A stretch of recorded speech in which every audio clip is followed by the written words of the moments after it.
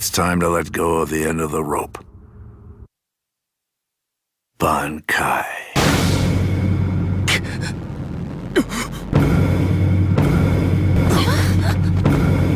That's spiritual pressure. It's Kyōraku. It's gotta be. Katen Kyokotsu. Karamatsu Shinju. So you finally shown yourself. Does the world appear any different to you now than it did before? A little more dark and lonely, maybe? More full of despair? Is this what you call Bankai? We do not have any data on your particular Bankai. Because you see, God's messenger never feels despair!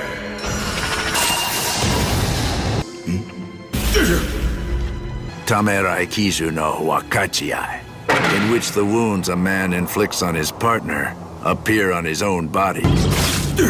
I told you, it's what we call Bankai. Katen Kirkotsu Karamatsu Shinju. Please hold any comment. You don't want to know. It's not. We've had some setbacks here in Los Angeles.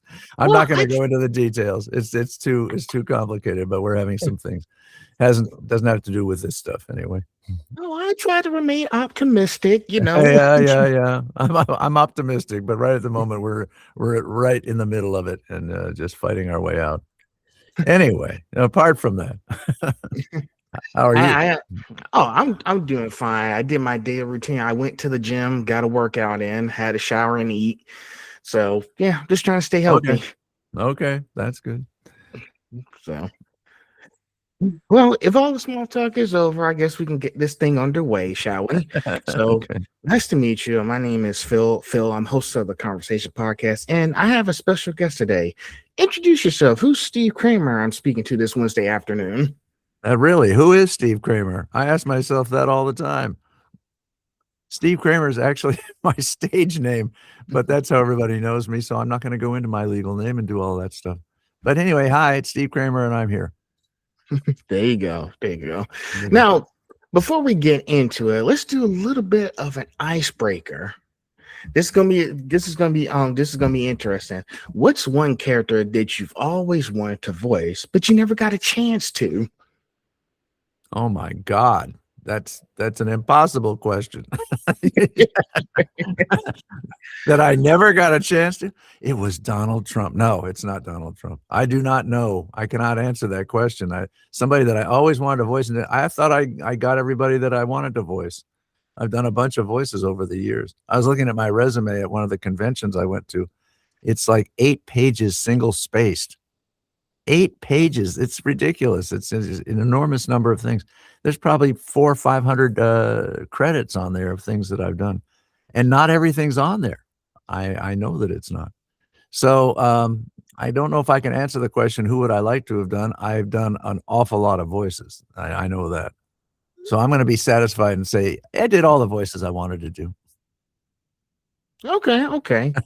Hey, that's good. I just want to throw that out there because I was like, you've done so many voices out there. There's got to be one character he hasn't voiced yet that he really wants to. No, I got most all the ones that I wanted to do.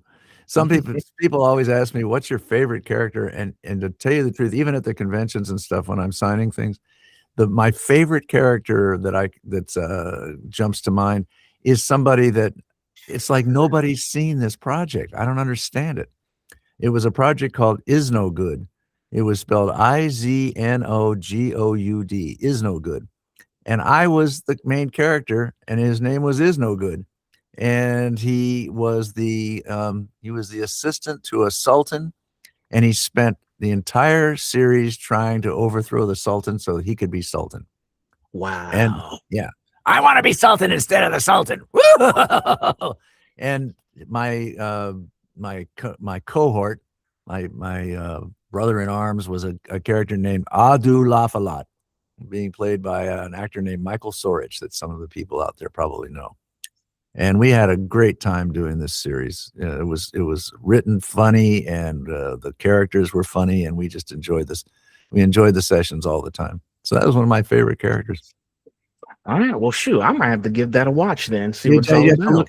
Yeah, look it up. See what it looks like. I made when we made the banners and posters and stuff for these convention appearances.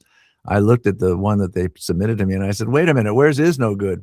And the guy that was doing it says, "Oh, wait, I'll get him. I'll get him." And he put him on there. It's a little character in the corner, I think, so people don't notice it because it's not one of the most famous characters that I do. It's not the main ones, but it's one of my favorites. Okay, okay, I got you. All right, well, shoot, I'll put that down on the list going forward. Okay, All right, Is No so Good. so I divide this thing as I'm trying to trim down my questions. I'm trying to do better with not being so long questions. I got 20 questions, but I divided some of them up into 4, 3, and 5 to make it easier.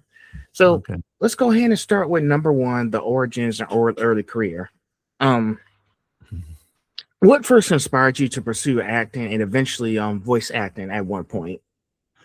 It's a good question. I didn't start out to be an actor. I acted when I was in school. I was in theater and stuff. But when I got out of college, I ended up in Los Angeles. I was actually born in LA, but my dad was in the Air Force, so we moved around a lot. But when it was time for me to choose where I wanted to live, I thought I'm going to go live someplace warm. I don't want any more snow. So I moved back to LA. And I ended up eventually getting a job in news and documentary as an associate producer. There was a show in Los Angeles called, well, first I actually worked in the news. I was actually an associate producer in the newsroom. And I did that for several years. And then there was a show in Los Angeles called Ralph Stories Los Angeles, which was all about the strange, quirky, and interesting things that you could find in Los Angeles. And I ended up becoming an associate producer on that. I did that for about a year or two. And when I finally ended up working for a news operation, and the anchorman was very famous locally, and he eventually quit the news business to run for political office, to be a county supervisor. And he asked if I was interested in coming along, and I was. So I worked with him. He won the election, and I became an assistant to a county supervisor. Well, I actually didn't care for the job that much. For whatever reason, it didn't interest me. So when I got out on my own again, I had a little money saved up, and I thought, well, you know what? I'm going to try and be an actor. It was what was interesting to me at the beginning, anyway. And it was easier to start out in voiceover than it was as on camera. On camera is challenging. There's actually less opportunities in on camera work because there's a ton of voiceover all over the place. So I started out, I actually answered an ad. They were looking for people to do karate films. They needed voiceover people to do karate films. And I went in, I interviewed and got the job. And I was one of about 15 people in the studio. And we literally fought each other, making karate yells and grunts and chops and all that kind of stuff for hours on end, until at the end of the day, we couldn't talk. We had no voice left. We were just like, okay, I'll see you. I'll see you in a couple of days. And from that, and I tell people this actually when they ask me at these conventions, they ask how to get into voiceover. I ended up making connections through some of the people that were doing this work. And I tell the people at the conventions, I said, take class. You will meet people and you'll work on your talents. You'll improve them. But you'll meet people and you'll make connections, and connections are really important in this business. So after I had worked for a little while, done a few jobs, sometimes people that I had worked with would call me up and say, hey, there's something going on over at blah, blah, blah, or blah, blah, blah. And I'd go and audition, and sometimes I would get the job. So after a while, that turned into a career because I ended up working in the field of anime.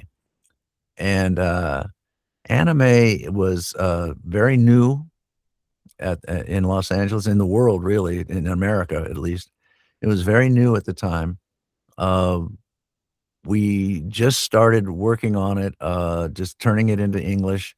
and seeing what would happen. And we didn't even know it would become as popular as it has. It was sort of a niche thing at the time, but since then it's exploded. So that's how I started getting into voiceover, and in the meanwhile, I actually even pursued some on-camera stuff, and I did about 30 shows. So over the years, I've done shows like Desperate Housewives and Golden Girls and, a bunch of stuff like that. Scandal, a few other shows. I happened to see the episode of Scandal the other day. Somebody said, "Oh, your episode's on." And I turned it on in time to see myself get shot in the head and fall out of the chair and die. So that sounds like my career. That's interesting. My mom is a fan of those shows. She watches the Girls nonstop. She also likes Scandal too because it always came on. Thank God it's Thursday nights. Yeah. So. Yep. Golden Girls was fun. I played a doctor. And so I ended up talking to all the girls, they were all in the scene with me. So that was fun. I think the last on-camera job I did was maybe 6 years ago. I worked on a show called Ratchet, about Nurse Ratchet from the movies. And I think I played a lawyer reading a will to a bunch of greedy family members to find out that they all got cut out of the will, and the lady left all of her money to her pet monkey. Wow, that's interesting. Well, shoot. Well, if I get a chance, I have to look back at all those other shows that you ran. But yeah, I know you had some obstacles go your way. Sometimes we do things that we start down. It's not what we really want to do, but I think as long as you just keep searching, that's what matters. Yeah, I mean, if you keep the goal in mind, you might have some twists and turns along the way, but if you keep that goal in mind, eventually you'll be able to reach it. I mean, over the years now, voiceover has been much, much more dominant in my career than any on-camera stuff. I guess maybe on-camera, I don't know. Sometimes they say to you, "You have a face for voiceover." they don't want you for on-camera, but you're perfect for off-camera. Gotcha. All right. Well, shoot. Let's go on to the next one. I think thing is you just pretty much answered on question number 3 for me already. Oh, okay. Because you just told me your biggest challenges with the voiceover. We'll skip around. So, let's see. Do you remember the moment you realized voice acting could become a full career for you? Yeah, the moment I could pay my rent from the money. That's when I realized, okay, this will work out. Yeah, when we first started doing the anime stuff, the pay was just awful. It was something like $10 an hour. I mean, or $12 an hour. And this is a long time ago. You're talking about 40 years ago. We did it because we needed the money. So, unfortunately, there was enough work that you could build up enough hours so you could make some kind of a, small living. But then over the years, they've been able to increase the pay because the shows have gotten so much more popular. There's a whole what do I want to call it, a following. There's people that are absolutely devoted to anime, and I didn't even realize how many of them there were till I started going to these conventions, and they'd come up and they'd say, guys would come up and they'd be 35 years old and they say, "I watched your show religiously when I was a kid, from ages like 10 to 15 or 16 or something." And they still watch the shows, but we didn't know how excited the people were and how popular these shows were until much later. Yeah, back in the day, it really wasn't much going around, but now we get to we're in 2026 now. There's a lot more people who are more, engaged with the anime community and really like, hey, I want to learn more about your show here. And it's like, and plus we have so many people and so many titles coming out now that the money's getting bigger. Yes, it is. It's much better. And even when we first started out, there was no union contract for it, but now there is. And a lot of people are working union rates, or their union dubbing rates. It's different than like the on-camera rates. You're not gonna become a millionaire doing dubbing, but it's fun and it's steady. At least it was. I haven't been real active in that area for a while. I still get called every now and then to do a job, But I used to not only act, but I would write and direct these projects too. And Right. yeah, that kept me very busy for a lot of years. I was gonna say, because you know, if I can say this, and I think I watched a documentary about this. I think Josh Brolin, I think you know him as Thanos. He was talking about, you know, back in the day it was all about paying your dues. Like, even though you're making all these films and everything, like we're trying to like do things to like take care of stuff, you know, that's like real life situations, like making all these films. If you see where I'm going with this, like, because I know some of you guys had to make all these films to have not just to make money, but also take care of any other crisis that's going on. Sure. I mean, you never know. You turn around and you could get sick, or somebody you're married to could have an accident, or, you know, life intrudes, you know, that's just what happens. So you try and roll with the punches, and hopefully you can build up some savings and things like that for emergencies. You know, Exactly. we were lucky. I think I was lucky in a way. My wife was lucky. We didn't have any major illnesses or accidents and things like that as we move through our careers. So, yeah. That's interesting. Well, shoot. Well, hey, I'm starting to really pay attention to like the aspect of all the acting work you guys are doing, so that way I can understand. Okay, now I understand why you had to do what you had to do, because I had Yeah. stuff to, you know, get out of the way. Yeah. Yeah. I mean, you can't just roll over and play dead. So whenever things go on, you got to roll with the punches, you know, you get yourself up and keep moving forward. Exactly. Yeah. Next up, now, was there a mentor or experience early on that really shaped the way you approach acting today? Not acting, writing, directing, amazingly enough. When I started doing this, I didn't know how to write for this genre. And there was a gentleman who, much older than me, who had been around. He had actually written for the Bonanza series, if you remember Bonanza years ago. And he ended up working in this field, and he understood the ins and outs of the mechanical ins and outs of how to write for this field, because it can actually look really good, but you have to understand the tricks. I tell people who want to get into this, who want to write and all this, I said, okay, you know, this is a particular kind of writing. It's different from original writing, because you've got a Japanese translation or an English translation of a Japanese dialogue and storyline. But I said, you have an additional challenge of having to make the dialogue look like it's coming out of the mouths of the characters on the screen. So remember, this dialogue and the cartoon was written for Japanese audiences. So the mouth movements probably match the Japanese dialogue.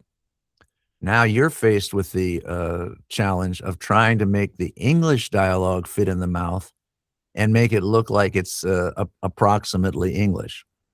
There's actually a trick to this, which I tell people. I don't hesitate to tell people, because this guy showed me. He understood speech dynamics, which is not something I had ever even thought about. I'm going to ask you a question. There are 3 letters in the English alphabet where your lips touch your teeth. Where your lips touch each other when you say the letter. Can you tell me what the 3 letters are? I'm going to put you on the spot here. Man, let me think. You have to think about it. Most people do. 3 letters. Where your lips touch when you say the letter, when you form the letter and it comes out of your mouth, your lips touch when you make the sound. Which 3 do you think they are? Let's see.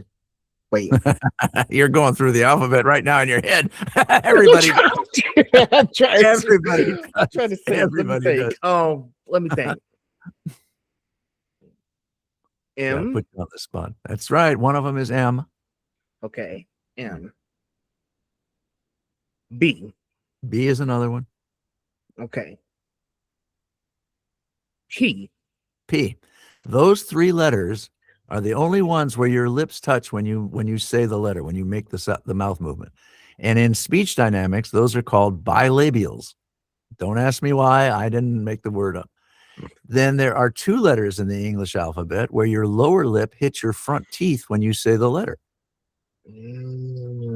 I'll sit here quietly while you go through the alphabet, but Okay. So let's see. Let's see. Oh, you asked me another question. Yeah, Okay. your lower lip hits your front teeth when you make the letter, when you say that sound. Lower lip hits the teeth. We make that sound. Okay.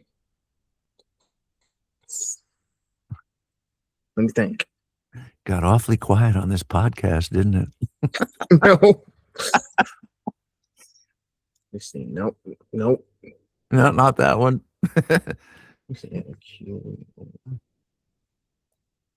Q. Nope. It's touching your lip. Your teeth is touching your lips. Your upper teeth touch your lower lip when you say this, when you make the sound of the letter.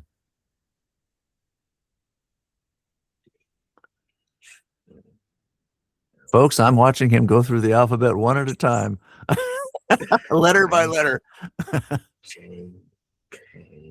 You already passed one of them. I did. You did. You already passed one of them. If you're a J, K, and L, you've passed one of them. I can hear the audience. The audience is screaming at you. No, it's not that one. It's this one. H. Nope. Okay. Your lower lip doesn't. I'm going to tell you in a second. Hold on. Let me guess. Let me Okay. think. Okay. All right. Let's see. This is a big challenge. G. Nope. Ladies and gentlemen, he is sitting here going through the alphabet one at a time. I'm watching him do it. One letter at a time.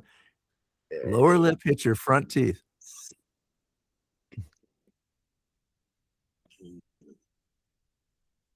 You just went past it. Is it F? F. F is one of them. Okay. Your lower lip hits your front teeth when you say F. F. Just say it to yourself. You say it out loud. You'll see. Lower lip hits your front teeth. V. V is the other one. And those are called, in speech dynamics, those are called frigatives. Now, here's the trick. If you're looking at a Japanese cartoon, what you're seeing is the mouth opening and closing, and sometimes you see the mouth where they're just lines, it's just line drawings, but you see the upper and lower lip, I'll call it, of the line drawing. You'll see it come together. So you're going blah blah blah blah, blah, blah, blah, blah, blah, blah, blah.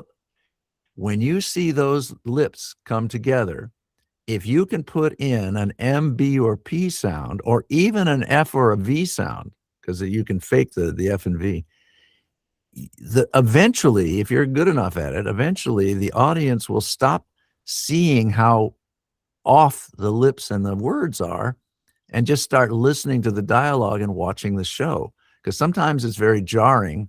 I understand it's not as jarring these days because apparently the audiences aren't as critical about it, but they were when I was doing this. It won't be as jarring, and then they'll start listening to the dialogue instead of worrying about whether the lips match. So that's, I don't hesitate to tell people this is a very hard thing to do because you have to write the dialogue and it has to make sense and it has to fit. So you can write a line like, into the woods we will be going, but nobody talks like that. You can say, we're going into the woods. So if you've got, and the line, we're going into the woods has no frigatives or labials in it. So if you say that, you don't want to have the lips touch. If the lips touch on screen, you want to have some kind of word in there that's going to cover the F or the V sound, or one of the other labial sounds. Anyway, I can tell you that over the years, I only knew 3 other people that were really good at it. There may be some now because I haven't been real active in that end of the business for a long time. There may be some people now that can do that. So, it's a matter of trying to catch those speech things. Also, starting and stopping on time. I can't tell you how many times I've looked at a finished recording in English and the lips are going la, la, la, and they stop and then they start up again. And I listened to the dialogue and they wrote right through it. They have the actor speaking right through the lips not moving. Well, see that, I'm picky, but that to me, that's not a good adaptation of the Japanese. You want to try and get it as close to so that people stop looking at the lips and start listening to the dialogue is what you want. That is amazing. I just learned so much in this just now. Yeah, it's fun, you know. It's so difficult that really there's only a few people I know that were excellent at it, and that's just unfortunately that's the fact. It's a difficult thing to do, to try and get those lip movements. It shouldn't be hard to catch the movements where somebody stops talking and starts talking again, but I've seen a lot of stuff where they have dialogue goes right through the stops on screen. It's jarring, you know, as an audience member, it's jarring to watch that. All right. That was a long answer to a short question. No, I need that. I want you to preach, man. I need you to preach. I'm preaching. Like that was a fun little mini game right there. That got me excited. I was trying to think. Nobody's ever asked you that before. Nobody's ever asked you that before. Speech dynamics. Anyway, you were asking about a mentor. This guy who had been around and had written for Bonanza and other shows, he knew this stuff, and he taught it to me and some of the other guys. He's passed on now and he's not around, but he made all the difference in my career, you know, and in how I operated. Wow, that is really amazing. And Steve, well, shoot, he taught you a lot, especially with you asking me those questions. Now you're gonna watch these shows. And you're gonna go, wait a minute, those lips don't match. I don't like this. Yes, I wouldn't be doing that. I gave you too much information. So, well, that was nice. Now I need to start paying attention to these lip flaps and all that stuff in those shows. All right. Let's go on to the next question, and they'll be in section 2, okay? Because it's anime and iconic roles, okay? Okay. Section 5. Looking back now, is there anything you would tell your younger self when you were first starting out? Hold out for better money. No, no, because I had a relatively successful career. I don't think there was anything in particular that I would say to do a lot different. There wasn't really much choice in terms of what to do. You know, I got into the field. There was challenges that I had to face in the field. I learned as I went along, and I can say that looking back, I think I had a fair amount of success in the field. I'm not completely out of it even now, but I don't really push real hard to go find all that work because I after a while it becomes overwhelming. You've done so much of it, it just becomes overwhelming. I enjoy watching when it's done properly, but the challenge is so enormous that a fair amount of it is done kind of sloppy, and it's difficult for me to watch that, you know, because I know it could be better. Hey, listen, a little extra don't hurt nobody, and guess what? That's sometimes, right. and guess what? You know, if you don't succeed the first time, you know, get back up and practice and do better next time. That's right. That's right. There's things you can learn if you're open to it, you know, if you want to do that. But it is a challenge and it is harder work. And, you know, most people don't really want to put in that kind of effort. I understand that, you know. I'm lazy too. I don't want to have to do it if I don't have to. But this was how I came up in the business, so I understand. Yeah. And you know, and guess what? You know, the thing is, sometimes when I fail at something, I don't fail, I learn. Yeah, absolutely. Exactly. Well, now that we're done with that section 1, let's go on to section 2, anime and iconic roles. Now, first up is Lupin the Third. Fans know. Yeah. What you're gonna ask me what I played in that, and I'm gonna say I don't have my resume in front of me, so I can't remember. Like I told you, there's an awful lot of parts. Don't worry. I did my research. Okay, tell me who I played. Fans know you as Zenigata from Lupin the Third. Okay. Now, what was it like stepping into such a legendary character? Do you see how quiet it got? Yes. I stepped into that character 25, 30 years ago, so I'm not sure I can tell you.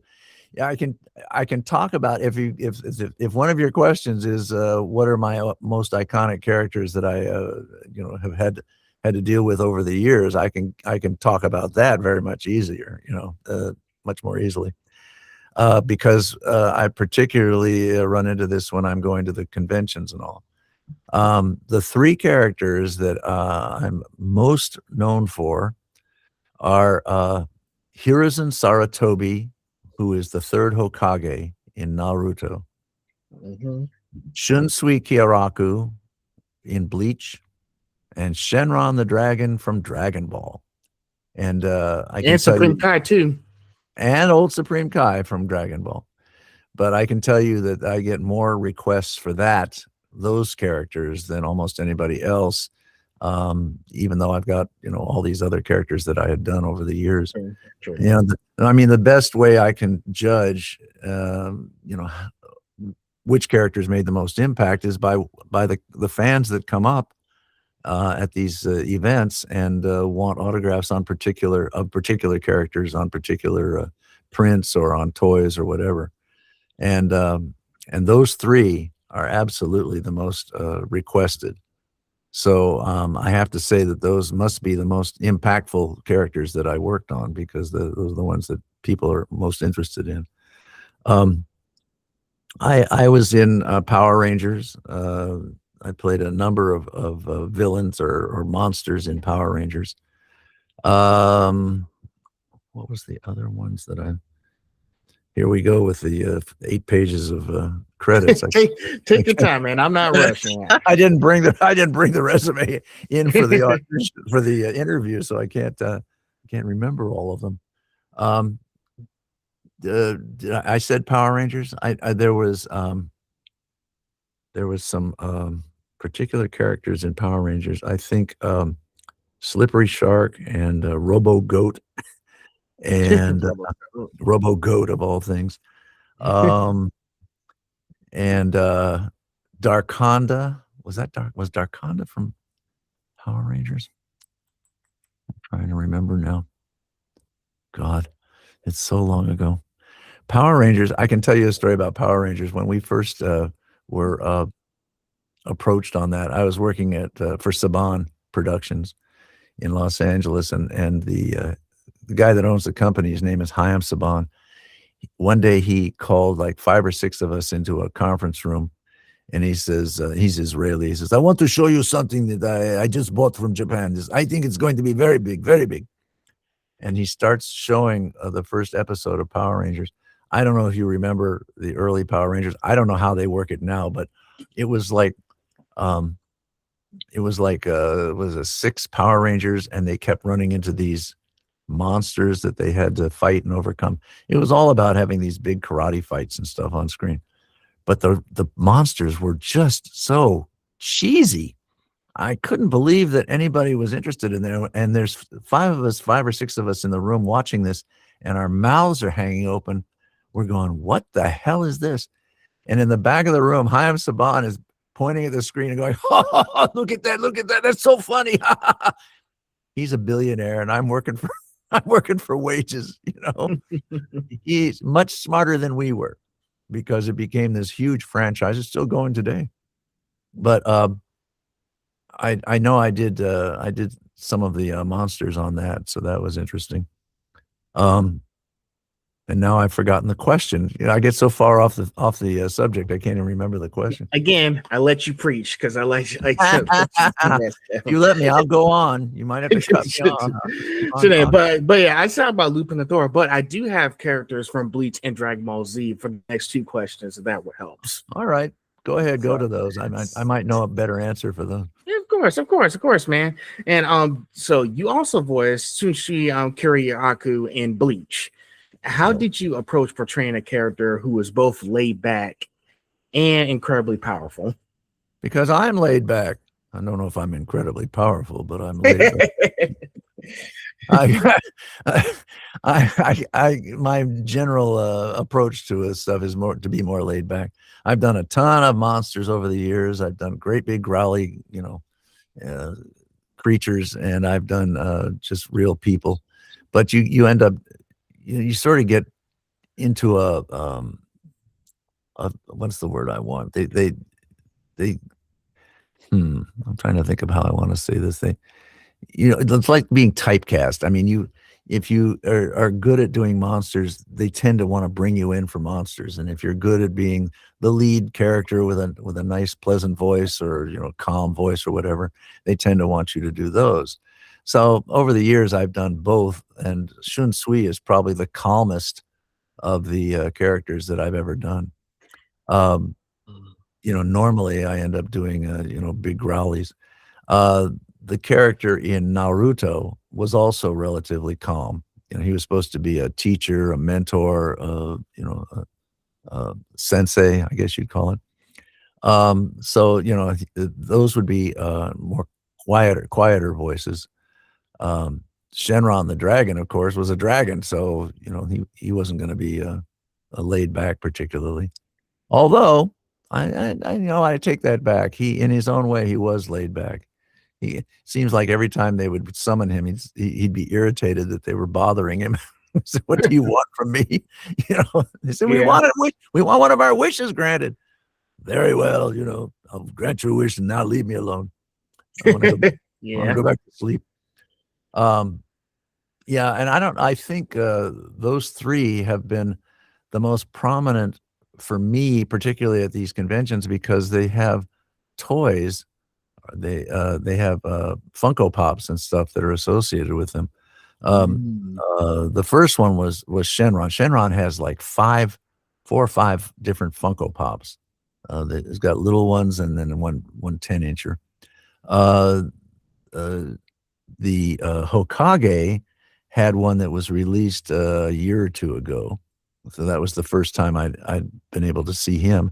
And this month, I think it's this month, they're releasing a Shunsui Kyōraku Funko. Wow. At least one, maybe 2. And then I understand there's some more third Hokage Funkos that are coming out. So, if people are interested and they want to buy some, I'm going to be around at some of these events so they can bring them by and I'll sign them. I'm probably going to buy some myself because particularly with Shenron the Dragon, I found that I couldn't find the Funko Pops after a while. They'd been out for a while and you couldn't find them at the toy stores. So I had to start going to eBay and trying to buy them there so that I could take some to the shows so I'd have some to sign. I'm always surprised. Sometimes people come up to me with one and I'll say, where did you get that? And they say, oh, there's a booth, down the way, about 10 booths, and they're selling them. Sometimes I'll get up and go buy some so that I have some to sign. One time I was at a convention and this lady came up. This was like 2 years ago, I think. And she said, would you sign this, please? And she handed me a Funko of Shunsui from Bleach. And I had been trying to find some. They had never made any. This was the first time they had, this March is the first time they've made some they're releasing. And I said, where'd you get this? Where'd you get this? I need to buy this. Tell me where I can buy it. She said, I had it made custom. I didn't realize that they did that, but the Funko people, if you give them the specifications, I forget what they charge. I think it's at least a couple of $100, $250. They will make the Funko for you if you tell them what you need on it. So I was excited and I was disappointed at the same time because this was like a one-off and I was never going to be able to get it again. But now they're bringing them out. So hopefully they'll be very available. Well, sure. I can't wait, man. Because I be checking the Funko Pop news. Let me tell you a little story. When I was relaxing during the Christmas holidays, I was like, well, shoot. I'm a Batman person. I'm a huge Batman fan, by the way. Yeah. I managed to get all of the Arkham Trilogy Pops. I got Arkham City last year. Okay. And I was like, finally, I completed the trilogy. No more. But they dropped the Arkham Knight Batman with the bats, with him sitting on the bat signal from the game. Oh. Yeah. And I was like, why, Funko? Why must you do this? Just when you thought you had everything. I was like, and I posted this on my Instagram saying, I guess my Arkham collection isn't complete. The Funko people said, he has a little bit more money. So if we hold him upside down and shake him, that money will fall out of his pocket and into ours. So no problem. Yes. Yeah, By the way, last week I did get the Arkham Knight Batman. He's see, you got it anyway. They got you. You paid for it. Yeah, I pre-ordered it from GameStop, and guess what? It didn't get released until March 22nd, which later. But here's the thing: since I already pre-ordered the pop figure, I'm the first one who got it. Oh, great! So, very good. And plus, I'm the regular at the store. They know me very well, so they hooked me up. Now, do you go out and get them signed, or do you just keep the collection? I keep the collection, but I wish I could get it signed. But you know, Kevin Conroy passed away in 2022, so I can't get it signed. Are you sure? You sure he won't reach out from the grave and sign your Funko? Come on. I don't know. You haven't tried? Do you know where he's buried? I wish. I don't think so. I'm signing as many as I can while I'm alive. You know, in fact, I'm stunned at how the value keeps jumping up. I mean, the Funko itself, if you get it new before, you know, become hard to find, it usually will run you about $15 or something like that, 15 to 20. Yeah. And then you get it signed and you might pay $50 to have it signed. So now you're into it for about 70, 75. But after a few years, it's probably going to be worth 200, 300, you know, or more, depending on the character. So it's a good investment, you know, if you're going to do that. And some people just collect, you know, they just have a big collection of signed toys. Trust me, some of the friends that I have, they have like a huge wall of Funko Pops right now. And it's that's a lot, man. I'm just going to stick to as much as I can get in my room. But yes, but I had to get the real reason I got him because I need to complete the Arkham trilogy. So now I got Arkham Asylum Batman, Arkham City, and now the Arkham Knight with the Batman. Now there's also this Batman right here, but I was like, that's the one from like the old collection for Arkham Knight. I got the newest one on. I was like, I gotta be serious. If I'm really want to be serious and show off my collection, I need to get the rarest ones too. I've talked to people at these events that have rooms full of Funkos, literally wall to wall, you know, on all four walls. They've just been collecting for years. I said, God, the investment is enormous, but they love it. You know, this is their thing, you know, and I'm happy to contribute if they want, you know. Yes. Exactly, but yeah, I like collecting these things because I'm a fan of these shows for years, and I just want to decorate my room with them. One room, only one room. What? Well, this is pretty much my office, but my bedroom is a different story. There's even some Funko Pops. There's even some Funko Pops in my closet right now. You're a closeted Funko Popper. Yeah, I know. But yes, well, shoot, when they drop those guys, you better make sure you sign. So when they drop Sushi from Bleach, you better have them ready to sign. Yeah. People will bring them up. When I first started going to these events, these conventions, I just brought some prints of some of the characters. So when I went, I could carry everything in like a satchel or, you know, like a little briefcase, and then I'd spread it out on the table, and I'd have some pens and stuff, and I'm ready to go. Since then, oh my gosh, it's been ridiculous. Now I carry 2 suitcases and a knapsack.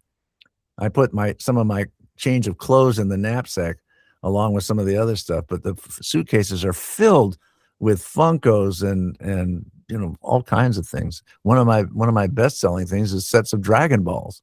I take sets of, they're very cute. They're little glass balls. They're like 7 in a set, and then they're very popular. But you know, I have to pack them and take them. You know, that's just what's going to happen here. I mean, I go on planes. You know, I mean, unless I can get a deal or something where I get some kind of free luggage, I usually have to you know, send some of the stuff in luggage, and I have to pay for it. So. You know, some stuff you can take in the cabin, but some stuff you're going to have to ship in luggage. Well, you got to do what you got to do. That's right. I'm trying to stay relevant. Yeah. And speaking of Dragon Ball, that's the next question for you. All right. So, in Dragon Ball Z, you voiced characters like Supreme Kai and Shenron in earlier English versions. That's right. Now, what do you remember most about working on such an iconic franchise? And well, one of the things I remember is that I was the first voice of Shenron, because when Dragon Ball came out, I was part of the production crew on that. So I was the original voice of Shenron. And since then, Dragon Ball has had, God, I don't know how many incarnations, at least 8, I think. And over the years, I think I did the first 2 versions. And over the years, they've hired other people to do them, sometimes because they left Los Angeles and started recording them in places like Atlanta or Texas or something. And so they hired, the local voice people to do it. But the first signing thing I ever went to, I was sitting there and they opened the doors and this guy comes up. He's got a red wagon stacked with Shenron Funkos. I said, "These are all yours?" And he said, No. This is from a bunch of people that wanted to get your signature but couldn't make it down here. So I started signing and he says, "Oh, before you leave this particular Funko, underneath your signature, would you mind putting the letters OG?" I said, "Sure." Meaning I was the original voice of Shenron. So that's continued for quite a while. I mean, not everybody asks for OG, but I'm still signing those Shenrons. It's fun. It's interesting. I love meeting the fans. I can't tell you how many people have come up. They say, "Yeah, I started watching you when I was 6 or 8 or whatever. I was watching this show." Now they're 30, 35. One guy came up and I said, "How old were you when you started watching the show?" He says, 35. He's a late bloomer, but that's okay. I enjoy it anyway. Yeah, I've been watching some of the old '90s anime as well. Am I watching the old Dragon Ball stuff? I've been watching the English dub. Bruce Falconer did an amazing job with that stuff as well. But I've been also, when I was watching, and actually, I was actually watching Dragon Ball Z Tree of Might actually 2 days ago. And I was paying attention to all these old voices, like the Ocean dubs, like James Corset, who was Goku in that, and Brian Drummond as Vegeta. So sometimes I think y'all had to do difference because Dragon Ball Z is a really popular franchise throughout the years. And it's like, okay, well, we don't want to be having the same voices over and over again. Let's let other people shine in these different versions of the series. So fans can get a good perspective from it. And I think there are different approaches to the voice as you evolve the series. I mean, you get a whole new production team, new writers, new directors, and new actors, and they don't want to just listen to the old voices and repeat them. They want to give them something of their own, make them particular to those actors. So they'll always look for a way to make it personal to them. Exactly. But yes, I think going forward, maybe I need to keep watching all those Ocean dubs because you may not know what you're missing. That's right. It's true. That's right. No question. Next up, this will be easy for you. Many of your characters have strong authority or leadership qualities. Now, do you naturally gravitate toward those roles, or do directors tend to cast you that way? I think directors tend to cast me that way. It has to do with the voice quality and the approach that you take in the audition. We always ask to have a description of the character. Is he supposed to be meek and mild? Is he supposed to be bossy? Is he supposed to be afraid all the time? Or is he laid back? Does he laugh a lot? All that kind of stuff. And you do your best. You make an interpretation as you go in. And if you're lucky, it's the interpretation that they had in mind, and they say, yeah, that's the guy. That's the voice that I need for this. Yeah, true. Definitely. Like sometimes, and sometimes I be thinking, why can't the actors just be free and be in the zone, do their own thing? But I know that's not how it always goes. There's gotta be some kind of ground rules and stuff. Yes, to make sure the production's done. Yes, and in fact, in some cases, the Japanese producers have input into the Oh, kind of yeah. casting that you're going to do.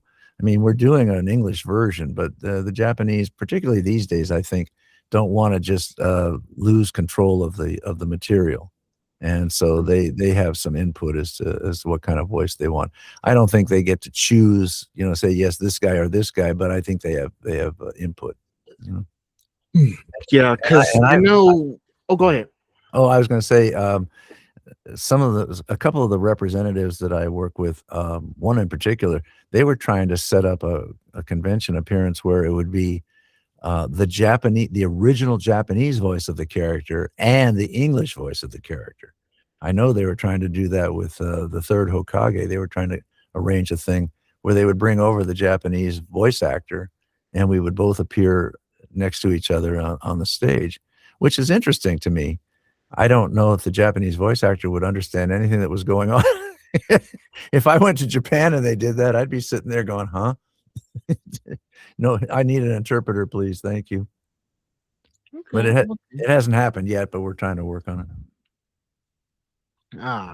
Yes, keep working on it. I think it's going to be interesting because thing is, lately I've been watching both the dub and sub back to back to see how both sides of the aisle are doing, and it's like because lately people have been saying they prefer watching the English dub more than the Japanese subtitles. But one thing I will say is this, because that's how it's originally made. I understand that part, and I just watch it because I am trying to learn. Thing is, I'm also trying to learn Japanese as well because I do want to go to Japan later. I want to go to Japan later this year. Wow. But it's also nice to do compare and contrast. So I'd be like, okay, so this is how they did it in the Japanese version, English version. It's I like comparing and contrast. It's kind of fun to watch and listen. You know what's weird is when I was a kid, my dad was in the Air Force, and he was stationed in Japan for 3 years, 3 or 4 years, and so I had to live in Japan. I was like 5 years old. So between years 5 and 8, I didn't retain any Japanese. If I knew any when I was there, it was gone by the time I was 10. It's a shame. I would probably done well if I knew, or done better if I knew some Japanese. Oh, hey, if you ever get back to it, I'll be rooting for you. Okay, I appreciate that. Sure thing. Last question, and then we'll be at the halfway pay marker. Oh no, we won't. We've been on an hour already. Really? Make your question good. Okay. We're running out of time here. Oh shoot, then let's skip that and just go to the halfway mark then. All right. Whatever your most important question is, because this will probably be the last one we can do. Oh, okay. Then I'll choose a good one. Let me think. I mean, I like to stay here and talk to you, but I have stuff I have to do. I understand. Let's just go to number 13, and then we'll wrap it up with the last one at 20 for number 5. Okay. All right. Now, have you noticed differences in directing styles between animation, anime dubbing, and video game performances? Well, the main difference that I've experienced, because I've done all of those, when you're doing original recording, original animation voices, you don't have to look at a picture. You don't have to do any of that. So you're in a sense, you're freer. It's more than in a sense. You are freer to go where you want to go with the voice, and they'll animate it around your voice track, as opposed to dubbing where you're stuck with an animated picture already and you have to make it fit in there. So you don't have the freedom to improvise or carry out things that occur to you on the stage and all. And in a original recording session, they'll give you enough freedom to play around. And just experiment a little bit. Okay, so we did the line this way. Now let's do it let's try a different way. And then maybe they'll say, and now you just do what occurs to you. Let yourself go. They'll let you improvise a little bit, because sometimes you get some really interesting stuff comes out that way. Funny stuff, or just interesting stuff, interesting takes on things. So, I find that you a lot more freedom for original animation. The dubbing stuff, you do the best you can with the limitations of you have to make it fit in the mouth. Okay. So they do offer you some freedoms. Yes, a little bit, but not too much, because they want to try to keep it They want to keep it bottled up too. We don't want too much excitement. Well, even on the original animation stuff, they still have to make it fit within a half-hour format. So they can't let you just go crazy. I don't know how they would do it with Robin Williams or one of those people who just goes off, and you can't even control them. You can't stop them. They have to be able to control it a little bit so they can make it fit within the time frame that they're left with. Oh yeah, most definitely. And then last question, and then we'll be done. Okay. If someone were discovering your work for the first time, which character performance would you want them to hear first? Interesting question. Right off the top, I would say somebody like maybe the third Hokage, which is more where my voice is these days, because of my voice as I've gotten older has gotten scratchier. So if they were looking to get a sense of my real voice, it would be closer to something like that. So that'd probably be my answer. It'd probably be the third Hokage. Hey, can't go wrong with the third Hokage. Listen, that's right. My sister. Listen, last year my sister got me into Naruto, and so far it's been a great show. I like it. So, because I've been more for Dragon Ball and My Hero person, but she's the one who told me go watch Naruto. Please go watch it. I'm learning so much. We did about over 750 episodes of Naruto, which was the most that had ever been done in a series until One Piece came along. And they're well over 1,000. I don't even know what number they're up to at this point because they're still in production. Oh, don't remind me. There's so many episodes to watch. You're stuck. You're gonna be in front of the tube for months and months and months trying to catch up with that. Yep. That's why it's crazy. Go ahead. They'll wheel you out. They'll wheel you out of the room, and you'll be dribbling from the mouth, and you won't be able to speak. And say what happened, and you'll be going, One Piece, One Piece, I got One Piece.